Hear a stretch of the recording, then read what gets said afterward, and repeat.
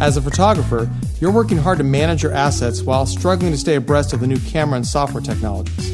Well, with CS5, you're going to get an integrated solution for managing and editing images, industry-leading raw processing and image quality, 64-bit on both the Mac and the PC platforms, and new mind-altering capabilities like HDR Pro and lens correction that give you increased fidelity and control and the ability to create surreal images.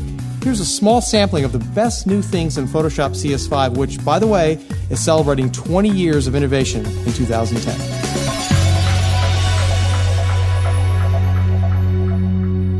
Hi, I'm Julieanne Kost.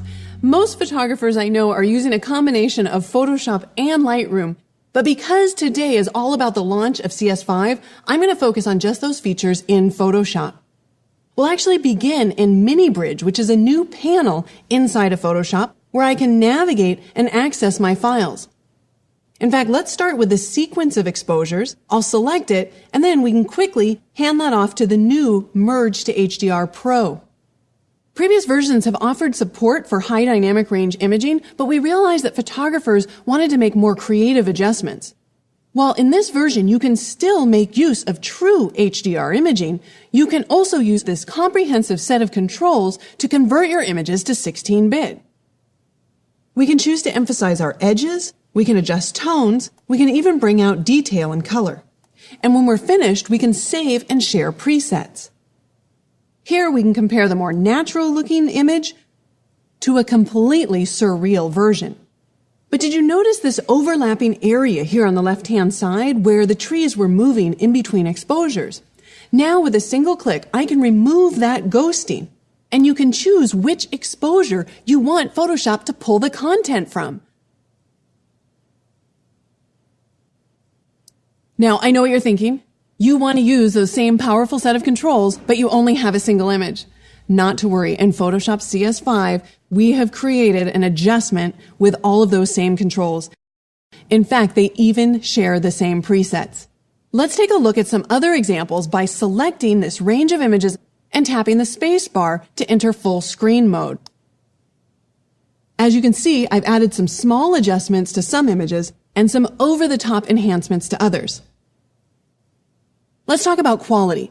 In this release, we have made fundamental improvements in the way that we demosaic and sharpen images so that you can hold more information in the smallest detailed areas of your image.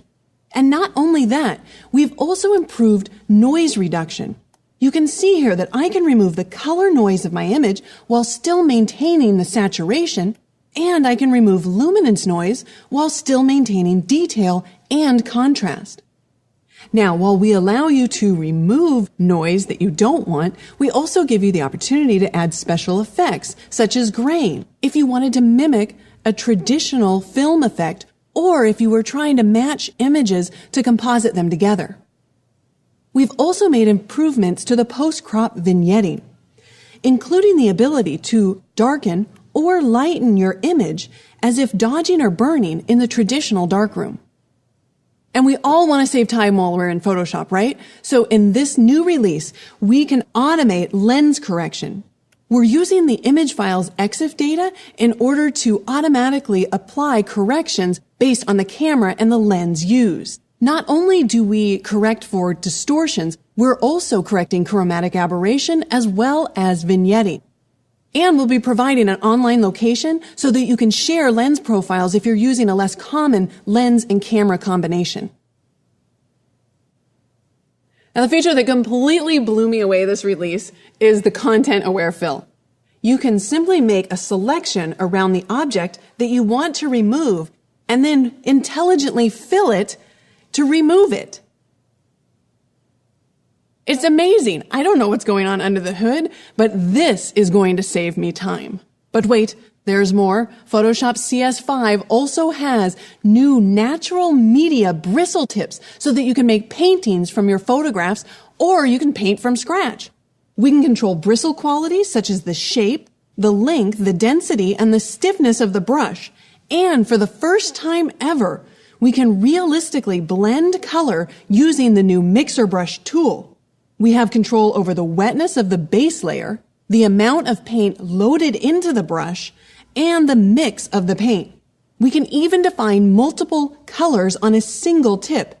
And using a tablet and pen, we can control the brush's opacity, the pressure, the tip, even the barrel rotation. And I'm going to sneak in one more feature.